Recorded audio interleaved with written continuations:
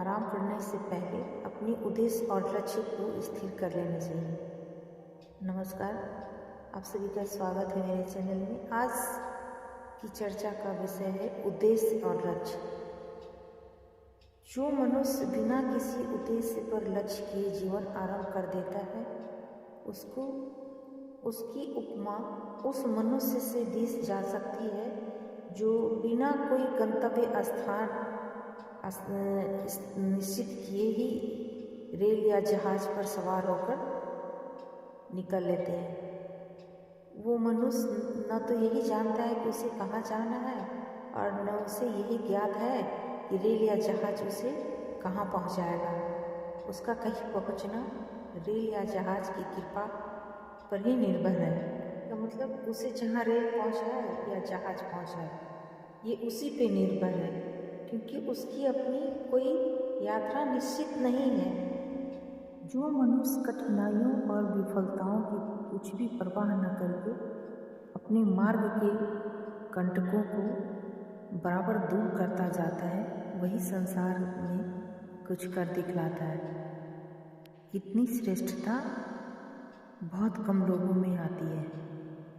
जिन लोगों में ऐसी ईश्वर प्रदत्त योग्यता न हो, उन्हें उचित है कि वे अपने विचारों को उत्तमतर बनावें और राग, ईर्ष्या, द्वेष आदि से सदा दूर रहें। ऐसा करने से उनका कार्य बहुत सरल हो जाएगा और योग्यता वाले अभाव की कुछ अंशों में पूर्ति हो जाएगी। जो मनुष्य कठिनाइयों और विफलताओं की कुछ भी परवाह न करके अपनी मार्ग के कांटों को बराबर दूर करता जाता है, वही संसार को कुछ कर दिखलाता है। पर इतनी श्रेष्ठता, योग्यता बहुत ही कम लोगों में होती है। जिन लोगों में ऐसी ईश्वर प्रदत्त योग्यता नहीं हो, उनके लिए उचित है कि वे अपने विचारों को उत्तमतर बनावें और राग, ईर्ष्या, द्वेष आदि से सदा दूर रहें।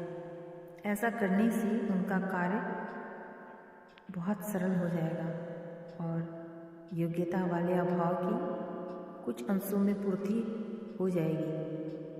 जिस मनुष्य के प्रत्येक कार्य में सत्यता और प्रत्येक विचार में दृढ़ता होती है, वही महानुभाव कहलाने के योग्य होता है।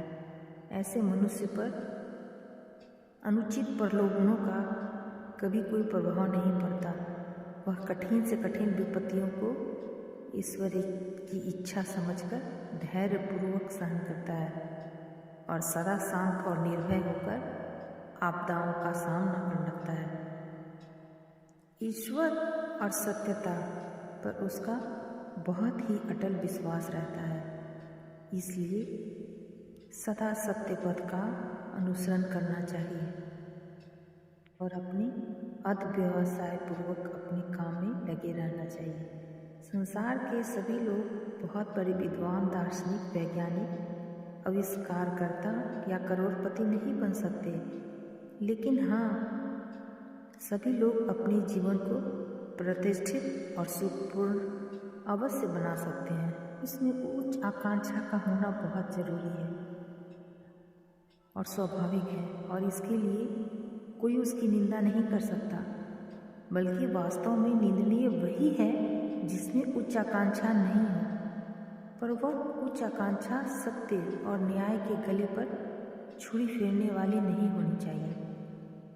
सामाजिक तथा आर्थिक दृष्टि से उन्नति और वृद्धि की इच्छा रखना बुरा नहीं है, पर शुद्ध और संस्कृत आत्मा ऐसी उन्नति को कभी अपना लक्ष्य नहीं बनाती। हमें उचित है कि हम न्यायपूर्वक इस बात का विचार कर लें कि जीवन, परिश्रम, अध्ययन और कार्य आदि का वास्तविक परिणाम क्या होना चाहिए। ये प्रतिष्ठा प्राप्त करने की इच्छा बहुत ही बुरी और निंदनीय है। मनुष्य ज्ञान, परिश्रम और जीवन के उपयोग आदि का ध्यान नहीं रखता, उसे मनुष्य नहीं समझना चाहिए। सच्चा परिश्रम और प्रयत्न ही हमें वास्तव में मनुष्य बना सकता है। परिणाम या फल का उतना महत्व नहीं है। जो मनुष्य केवल परिणाम के लिए ललायित रहता है, वह कभी पूरा प्रयत्न कर ही नहीं सकता। के विचारों में उच्चता और शुद्धि नहीं हो सकती और इसीलिए मार्ग में पड़ने वाली कठिनाइयों से वह घबरा जाता है, कमज़ोर महसूस करता है। इसीलिए भगवान श्री कृष्ण ने गीता में निष्काम कर्म का उपदेश करते हुए कहा है, केवल कर्म करना तुम्हारे अधिकार में है, उसके फलाफल पर तुम्हारा कोई वश नहीं। किए हुए कर्मों के फलों की आशा मन में कभी नहीं रखना चाहिए। चुपचाप भी नहीं बैठ जाना चाहिए कि संसार में अच्छे फलों का एकदम अभाव है। पूर्ण ईश्वरनिष्ठ होकर अपने कर्तव्य करते रहने चाहिए। यदि कर्तव्य सिद्ध हो जाए तो भी वाह, और न सिद्ध हो तो भी वाह। यश और अपयश को समान समझना ही ईश्वर निष्ठा है। कि इच्छा रखकर कोई काम करना बहुत ही बुरा है और जो लोग ऐसा करते हैं वे क्षुद्र हैं। वास्तव में यश और अपयश की कुछ भी परवाह नहीं करके अपना कर्तव्य बराबर पालन करते जाना ही सबसे अधिक बुद्धिमत्ता है। कभी कभी बहुत ही छोटी और तुच्छ बातों से भी मनुष्य का सारा जीवन उसी प्रकार नष्ट हो जाता है जिस प्रकार एक छोटी सी गाड़ी से सारा शहर। थोड़ी सी जल्दबाजी, नासमझी या सुस्ती से बहुत कुछ अनर्थ हो सकता है। छोटे से छोटे दोस्त यारों को कभी भी दृष्टि से नहीं देखना चाहिए। उन्हें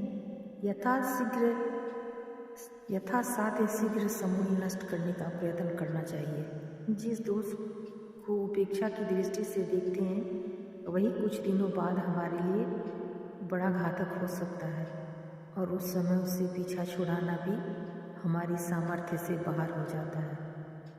आज यदि हम थोड़ा सा ऋण ले लें तो कल हमें और भी भारी रकम लेने का साहस हो जाएगा और 4 दिन बाद उसी की कृपा से हमारी सारी संपत्ति नष्ट हो सकती है। इसलिए जहाँ तक हो सके सब प्रकार के दुर्गुणों और दोषों से बहुत बचना चाहिए।